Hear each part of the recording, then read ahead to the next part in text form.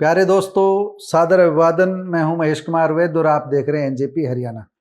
दोस्तों, आज एक बार फिर बात करेंगे भारतीय जनता पार्टी की नवनियुक्त प्रदेश अध्यक्ष डॉक्टर अर्चना गुप्ता की। डॉक्टर अर्चना गुप्ता को लेकर कल हमारी रिपोर्टर निशा ने विस्तार से आपको जानकारी दी थी, लेकिन कुछ अपडेट हमें और मिले हैं। उसी आधार पर आज हम कुछ अतिरिक्त जानकारी आपको दे रहे हैं। दोस्तों, हमारी सूचना के अनुसार अंतिम दौड़ में भारतीय जनता पार्टी के 3 चेहरे प्रदेश अध्यक्ष की दौड़ में रह गए थे अंतिम रूप से।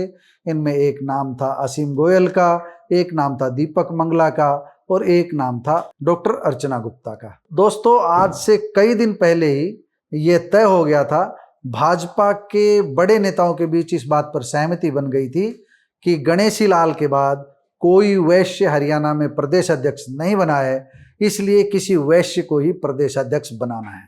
इसके बाद वैश्य के नाम की जब एक्सरसाइज शुरू हुई तो नाम सामने आया असीम गोयल, दीपक मंगला फरीदाबाद और अर्चना गुप्ता पानीपत।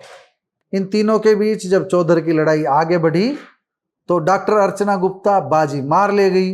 बाजी मारने का सबसे बड़ा कारण रहा सुनील बंसल का उनके पक्ष में खड़ा होना। भारतीय जनता पार्टी के महामंत्री हैं, राष्ट्रीय महामंत्री है, कोटपुतली के हैं, पश्चिम बंगाल के चुनाव में भी उन्होंने अहम भूमिका निभाई है, मनोहर लाल का आदर करते हैं। कहीं न कहीं इसलिए कनेक्शन जोड़ा जा रहा है कि डॉक्टर अर्चना गुप्ता की नियुक्ति में मनोहर लाल का भी हाथ है। लेकिन सीधे सीधे हम कहें तो सुनील बंसल, भारतीय जनता पार्टी के राष्ट्रीय महामंत्री, कोटपुतली निवासी, उनका आशीर्वाद डॉक्टर अर्चना गुप्ता को मिला तो बाजी अर्चना गुप्ता जीत गई और दौड़ में असीम गोयल और दीपक मंगला पीछे रह गए। हाँ, पार्टी में इस बात पर सहमति बन चुकी थी इससे पहले कि मोहनलाल बड़ौली को रिपीट कर दिया जाए, उन्हें दूसरी बार मौका दे दिया जाए। लेकिन कसौली प्रकरण, जैसा कि कल बताया गया था, कसौली प्रकरण ने उनका पीछा नहीं छोड़ा।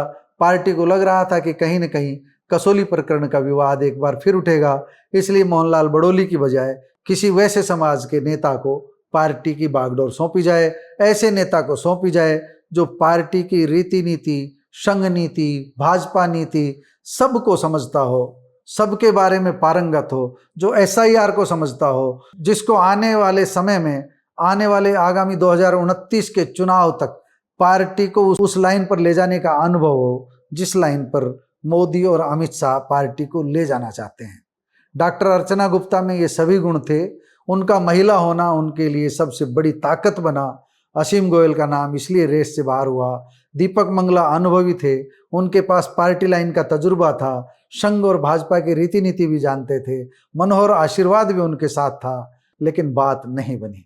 मोहनलाल बड़ौली को नायब सैनी चाह रहे थे कि रिपीट किया जाए, लेकिन उनकी भी बात नहीं बनी। जैसा हमने बताया, कसौली प्रकरण उनका पीछा नहीं छोड़ पाया और पार्टी ने किसी निर्विवाद को बागडोर सौंपने की सोची और एक साथ 3 संदेश देने की सोची। तीसरा संदेश था, जिस दौर में नारी सशक्तिकरण की बातें हो रही है, जिस दौर में महिलाओं को आगे लाने की बातें हो रही है, जिस दौर में राहुल गांधी महिला सशक्तिकरण की बात कर रहे हैं, जिस दौर में विपक्ष भारतीय जनता पार्टी पर महिला सशक्तिकरण को लेकर के आरोप प्रत्यारोप लगाता रहा है, उस दौर में सबसे बेहतर नाम डॉक्टर अर्चना गुप्ता का हो सकता है। और डॉक्टर अर्चना गुप्ता इसी कारण बाजी मार गई। अंतिम समय में सबको पछाड़ते हुए डॉक्टर अर्चना गुप्ता ने ताज हासिल कर लिया, भारतीय जनता पार्टी के प्रदेश अध्यक्ष का ताज। ये हमने आपको पहले ही बता दिया है कि यह भारतीय जनता पार्टी का नीतिगत फैसला था। कई दिन पहले फैसला ले लिया गया था। जब मोहनलाल बड़ौली को बदलने का मन बना तब यह फैसला हो गया था कि किसी वैश्य को ही पार्टी के प्रदेश अध्यक्ष का पद दिया जाए। ऐसा इसलिए सोचा था क्योंकि ब्राह्मण और वैश्य दोनों ही, ब्राह्मण समुदाय और वैश्य समुदाय दोनों ही पार्टी का कोर वोट बैंक माना जाता है। इनमें सेंध विपक्ष चाहे तो भी अभी तक नहीं लगा पाया है। हालांकि कांग्रेस वैश्य संगठनों के सहारे अपनी पकड़ बढ़ाने का प्रयास कर रही है, लेकिन आज की बात करें, वर्तमान की बात करें तो ब्राह्मण, क्षत्रिय और वैश्य तीनों समुदायों में भारतीय जनता पार्टी भारी पड़ रही है। ओबीसी में सेंध लगा करके पार्टी अपने इस वोट बैंक को और अधिक मजबूत करना चाहती है। यानी ब्राह्मण, क्षत्रिय, वैश्य और साथ में ओबीसी को जोड़ दिया जाए तो भाजपा सब पर भारी पड़ जाएगी। इस गणित के आधार पर भारतीय जनता पार्टी आगे बढ़ रही है। इसी कारण हम कह सकते हैं कि डॉक्टर अर्चना गुप्ता की नियुक्ति की गई, क्योंकि ओबीसी के चेहरे के रूप में नायब सिंह सैनी पहले से ही बतौर मुख्यमंत्री मौजूद है। तो ओबीसी और सामान्य वर्ग को मिला करके एक ये संदेश दिया गया है कि हम अपने परंपरागत वोटों को, परंपरागत समर्थकों को, परंपरागत समुदाय को पूरा मान सम्मान देकर चलेंगे। यही अर्चना गुप्ता की नियुक्ति का मुख्य आधार है।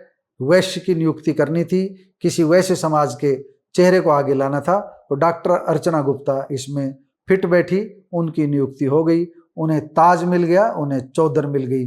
दोस्तों, आपको इस बारे में क्या कहना है कमेंट बॉक्स में जाकर बताइएगा जरूर। नमस्कार, धन्यवाद।